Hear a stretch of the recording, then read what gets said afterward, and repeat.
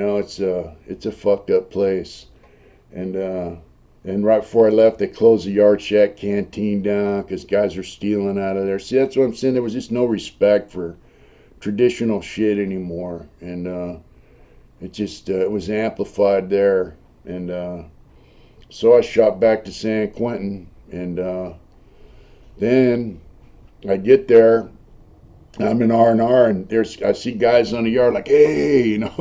So there was like 3 or 4 dudes I knew in other prisons that had got transferred to Nasty, and this guy Wolf I used to work in Arts and Corrections with in Lancaster. And then Nasty, I knew him when he was a youngster. He's the guy that beat some dude up there in Donovan while I was there, who was talking a little smack. So I'm like, all right, I'm back in San Quentin, and so now it's a whole different scene again. Because also, when I was in a juvenile camp and I split when I was a kid, they got that down as an escape. And so now they have custody levels. Like I was medium A custody. And then they have close A, close B, which is tight, and medium A, medium B, so on and so forth. So mainline lifer doing mainline, you're medium A. It's like middle of the road. You can have jobs, certain places, and all that. So when I was in CMF, they go through my file and they go, some new shit, right? And they go, oh, you got to walk away. You got an escape. So they made me close B, which is you got to count 2 or 3 times a day. And I'm like, what the fuck? Like, you're going to be close B for life. And I go, all right, cool, whatever. It keeps me in a cell because dorm living is level 2, and it sucks. San Quentin was a level 2 cell living. So I get back to San Quentin, and they just started this new thing. They were going to make it cell living, close B only. All the medium A's were getting shipped out. So I was like, fuck, man. So anyway, I get back there, and now I'm like, I need my hobby shit. So I have the hobby manager call over there, and I have my counselor call over there to CMF. Hey, this guy, it took me, they're like, oh, we don't know anything about it. They finally got a hold of that captain that put it in the basement. He's like, well, I don't know where it's at. I got to look for it. And so I filed a 602 saying, which is an appeals form saying, I want my hobby stuff, or I want $10,000, and, they went through the appeals process, and they're like, well, we don't know where it's at, and we're not paying them, and this and that and the other. And, but the next thing you know, they have it's called a board of claims. So I filed a board of claims asking for money, basically for my hobby shit. And then boom, it showed up on a bus, all 11 boxes of my hobby shit.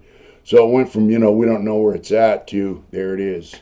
Once I started asking to get paid for it, it popped up. So now I got to get another hobby card, and they had a new hobby manager, some woman, and she was kind of crazy. But she gave me a hobby card, and so it's back to hobby, I got all my hobby shit, and I'm doing a little artwork. And there were a few staff members there, like secretaries and stuff. They liked my paintings. They would buy like small pieces, medium-sized pieces from me every now and then. And I'd do a big piece once in a while, sell it, so I was making a little money off my art.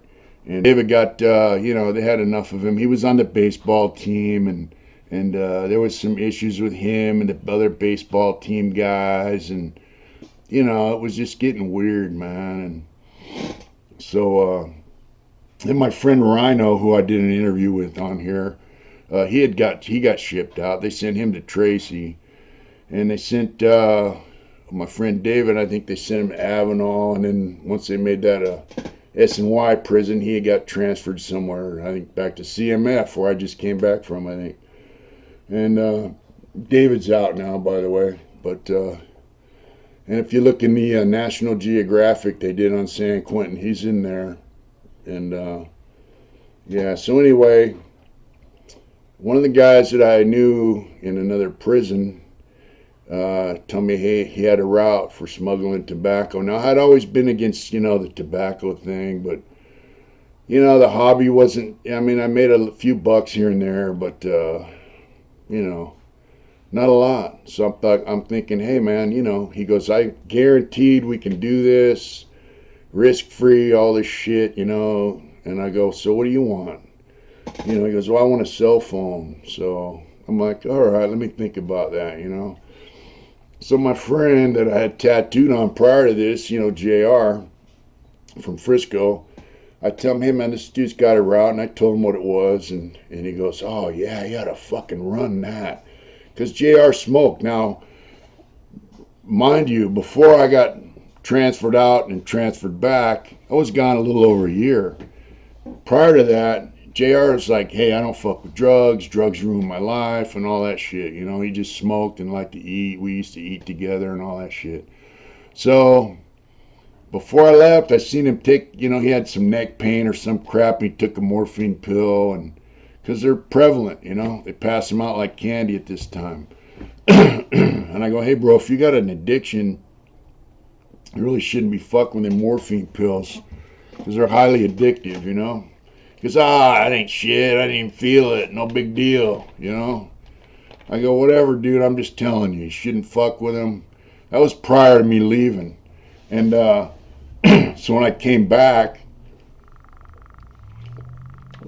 I ended up moving to the cell with him for a couple weeks before I got my own cell. And, before I left, too, he had hundreds and hundreds boxes, like maybe a couple thousand greeting cards. Now he's got very few. He's not trading his greeting cards now for food and money. He's basically strung out on morphine. He used to get a nut, tobacco, sell a little bit, and I was like, man, dude, the morphine pills kind of got him, He's strung out on them. I'm like, all right, so I'm getting my own cell. I still kick it with him a little bit, but now I got a tobacco route. And he's like, yeah, you ought to do that shit, Fuck it, make some money. I go, all right. So I got it hooked up, and we used the route first time. Boom, cell phone. I was like, fuck, all right. So now me and this guy I'm working with both have cell phones, and now we got tobacco coming in. And in my mind, I kind of calculated risk, right? If shit goes bad, it's on him. It's not on me, it's on him. And so, when the tobacco came in, I broke him off half. He had a phone, I had a phone, I paid the phone bill. The tobacco paid for the phone bill. And we did that for almost a year. But, I noticed people would, I was getting stamps for this tobacco. And I was getting a lot of stamps. And then, folks would sell them on the street. It was just mind-blowing how fast I could get. One time I had like 800 books of stamps sitting on my bed, and I was like, geez, man, this is crazy. But you know what? I think tobacco is worse than heroin, man, because these dudes are just all over it. And here goes the snitching shit, Yeah, people are just, after I did it for a while, I noticed my cell would get hit more often. They never found anything, though, And, but I got boxes of, I started using the money. My mentality was, I'm going to get, art supplies. Because I know that tobacco is going to dry up eventually, and the money's going to dry up. But I'll have enough art supplies to last me forever, So I was getting big 8-ounce jars of paint, every color of acrylic, big 5-ounce tubes of water miscible oil paints, paint brushes that cost 50, 60 bucks a piece. I got all the shit to do silk screening because I'm going to silk screen my art. And, the hobby manager was like, oh, wow, this guy's serious about his hobby, but these other guys in a hobby, that's where the envy and jealousy and all this shit sets in. They're seeing me get boxes of hobby supplies in, and they're just like, they're just envious and jealous. I mean, you could see it in their fucking face, man. And I got some exotic wood sent in, you know, because I'm making jewelry boxes. In my mind, I'm setting myself up for when the tobacco dries up, I'll be able to do woodwork, artwork forever. I'm never getting out, so why not, right? So I had a pretty good stash spot, They hit my cell a couple times, never found my phone. So I thought, hey, I'm good, And it was nice. I had a Facebook page, and I got to call my wife and my mom every day. Talk to some of my friends in San Diego. Talk to friends in other prisons, all that kind of shit, It was cool. And I used to sit up at night, man. Now they sell these little flat screen TVs, so I had a little arm I made that was bolted to the wall, so it'd swing out, and the TV'd be right in front of me. I'd be laying in bed, and I was on the fifth tier, man, and they're supposed to count like every couple of hours, but they don't like running up and down them tiers in the middle of the night, and so they would count once, and that was it.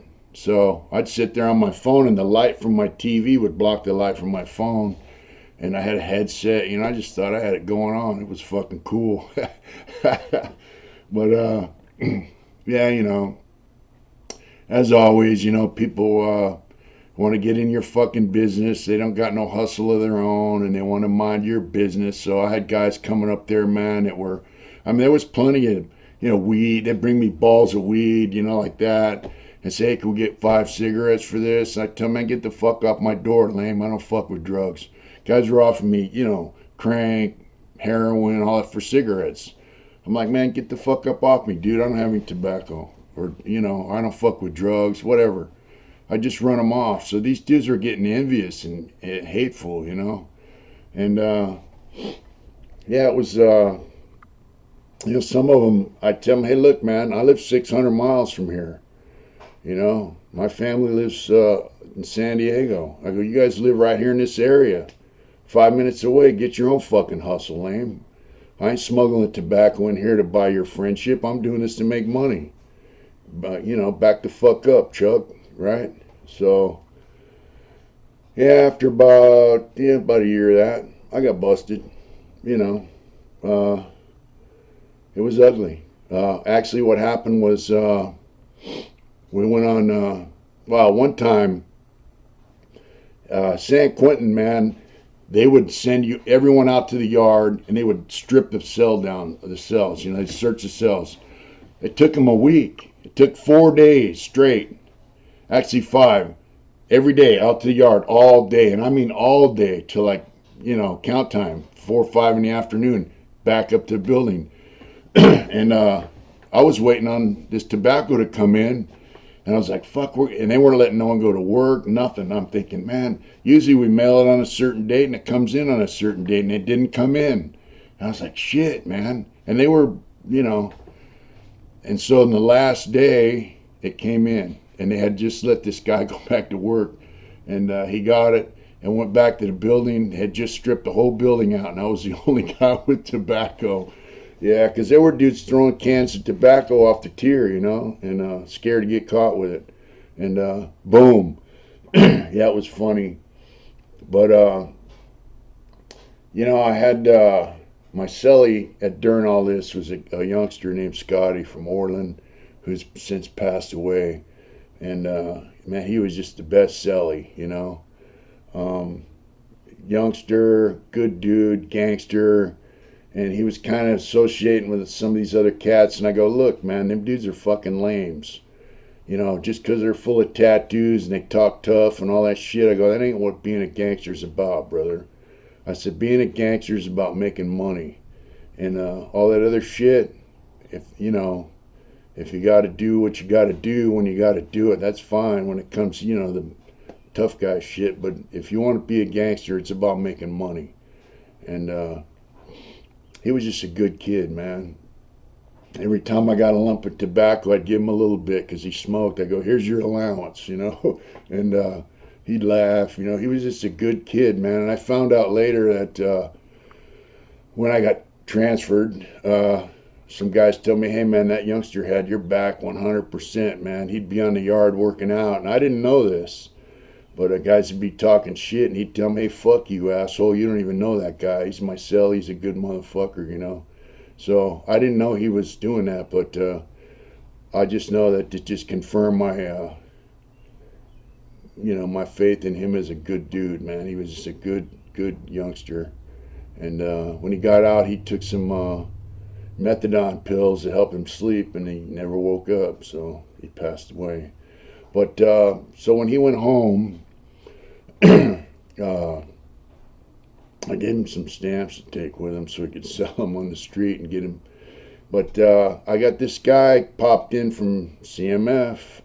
He had gotten in trouble there or whatever. They kicked him out. Now this dude seemed like an okay guy. He was a 3-striker, had, drug history, but he had HIV. And I thought, well, I'm not fucking a dude and I don't shoot dope, so I ain't worried about getting it. And seemed like a decent dude. I needed a celly. And so I moved him in my house. And I'm pretty sure he's the one that told on me. Bit myself in the ass. It was the one time my judgment failed me, I think. But so what happened was they got a couple cases of chicken pox, all right? And, for some reason they didn't know if, who had been vaccinated, who hadn't. And so they locked the whole prison down over chicken pox. And I'm like, fuck. Well, there was tobacco coming. And at the same time, somebody told, because when I got busted, I got the 115. It said someone told. Now, see, look, man, these guys aren't telling on murders, stabbings, knives, all that shit. They're telling on tobacco. I'm like, you know what I mean? It was just, it just pissed me off. And prior to this, they searched my cell, and I had given this dude, a friend of mine who's out now and riding motorcycles and all that, Frank, he comes up, and they have these lockers up above the top bunk, so you only got about this much room to sleep underneath this locker. So I had that taken down. He put a locker on the back wall, and then I put a locker beside my bed, like lower, so I could use it for a desk, and I had my hot pot, my radio, and all my spices up there. I used to cook there, and I had all my stuff. Them cells are small, so I wanted to customize my cell. And he had to cut that locker. He had to shave it about an inch, and he used a Sawzall to do it. And he got a Hilti, and he bolted it to the wall. And I broke him off some cigarettes, and so when they searched my cell, they're like, well, how'd you get this fucking locker over here? I go, I don't know. And they thought I cut that locker with a hacksaw blade. But, I can't tell them. He had a guy from maintenance come up here and do it. I can't tell him that. So I just, where's the knife at? Someone told him I had a knife. It was just, I was like, you guys are out of your fucking mind. They didn't find shit. So, that should have been a sign, I guess. But the guys are snitching and all that stuff. So anyway, during this chicken pox thing, they go out to the where the shit was coming in, and they find it. They find a package coming in with tobacco, and sure enough, the guy that I was working with, they grab him and take him to the hole. So I'm like, well, fuck, So now we're on lockdown for this chicken pox thing, and they're self-feeding us, the whole works. So my cellie goes out to help do the self-feeding. I'm like, all right, something's up. And about a week later, here they come. Search my cell early in the morning. Took my TV. And so I went down and asked the squad, what are you doing with my TV? And had this other item I had that had a bunch of stamps in. They go, you want to open this thing up? I go, it doesn't open up. And they go, okay. They came back later. So they had 700 books of stamps. They busted and my cell phone, and they locked me up. And they gave me a big 115, like big tobacco smuggling empire. They made a big deal about it. And I asked my cellie, hey, pack my hobby shit up, man, and all right. So I did have when I had that tobacco. Music's my thing, right? So I had this boombox, and it was a Sony Sport CD radio. Thing sounded badass. My neighbor had it, and I was always on him. Hey man, let me have that radio. Sell me that radio. Sell me that radio. And finally, there was no tobacco left in the building. And he sold me that radio, and I was like, oh fuck yeah. So when I got busted, that thing made it to my property, and but you know what? I found out later, hey man, all them envious motherfuckers. I had like 800 books of stamps scattered throughout the hobby shop and in the cell block. All them things come up missing. So I lost 1,500 books of stamps to a bunch of jealous, envious cocksuckers who got no fucking game of their own. So they rat on you for having a little game. And then when I got transferred, I got my property and shit. Most of my art supplies were gone. Guys steal your shit, but I was pissed. I was really pissed. So now here I am sitting in the hole. I sat in the hole in C-section for 5 months over that shit. And going to Walk Alone Yard, just fucking, I had 4 magazines. The horse magazines, biker magazines. And I would get up, man, I had a routine, same shit, man. I'd just get up in the morning, do my thing. When I had yard, I'd go to the yard, come in, then shower, go shower. But after dinner every night, I'd read the magazines. For 5 months, I read the same 4 magazines over and over and over. And it was, yeah. But, so I go to the hole, and when you go to the hole, they want to see your paperwork, like what are you in the hole for, and it's got, what you're in prison for and all this stuff. And they got these dudes that are from up there. Well, I had shot some tobacco back to the hole, and, I had a homeboy back there, and he shot me a kite. Hey, I got a route, so I shot him a little tobacco, and then when he got out, he said, hey, thanks, brother, appreciate that. So now I'm in the hole, and, of course, instead of looking out for a guy, them guys want to steal all your fucking shit because you're not around. And I told my counselor right before I got transferred, I go, hey, how come I can't go back to North Block? And he started laughing. He goes, man, them guys all ratted on you. They don't want you back in the block. I'm like, yeah, all right. But when I went in there, man, these dudes are like, they shot me a kite. They're like, hey, man, you had all that tobacco out there, and all you shot was that little knot to your homeboy that one time. And so I shot him a kite back. I said, look, man, I take care of my homeboys. I'm from San Diego, and the Dago car looks out for each other. And, he had a route, and I shot him some. If he would have stayed back here, I would have shot him some more, but he got out of the hole. I go, it's not my responsibility to look out for you. You're not my homeboy. You guys live 5 minutes from here. And I thought your homeboys were taking care of you. And, yeah, I'm sure they didn't like that, but that's the way it is, man. I don't have no obligation to look out for somebody because they think they're a upstanding motherfucker, you know what I mean? So anyway, guys, I'd go out to Walk Alone Yard, and some of them guys, they go home, they come back. They go home, they come back, and they're always in the hole. And one of these dudes, I remember I had been in trouble with the hole like about a year or two before that. He was in the hole and he had stabbed some dude, he said. I hear him yelling on the tier to this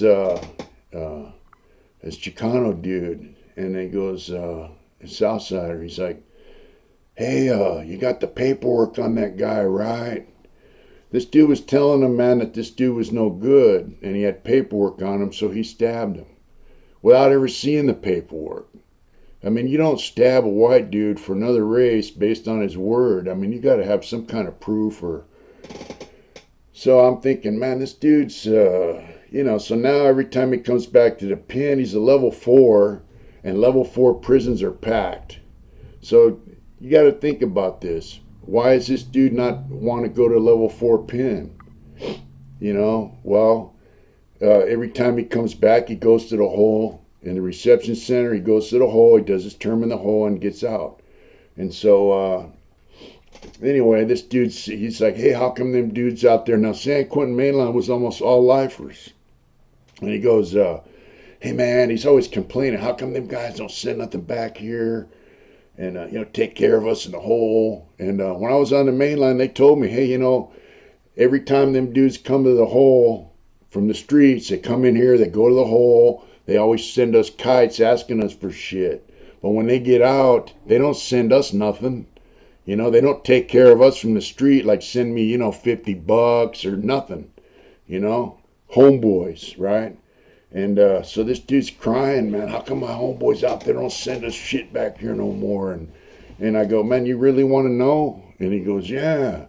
I said, because when you get out, you don't take care of them. But every time you come in this fucking place, you expect them to send you shit. And man, this dude got butt hurt. He goes, oh, man, fuck you, man, fuck you. We're in walk-alone cages. He goes, fuck you fucking lifer motherfuckers. I go, yeah, fuck you, And I go, you go do 30 motherfucking years and tell me how you like it, pal. So, yeah, it was just the whole mentality of prison now is just the guys coming in there with this fucking dope has just ruined them. So I sat in the hole, and now this is 2011. And guys are getting out.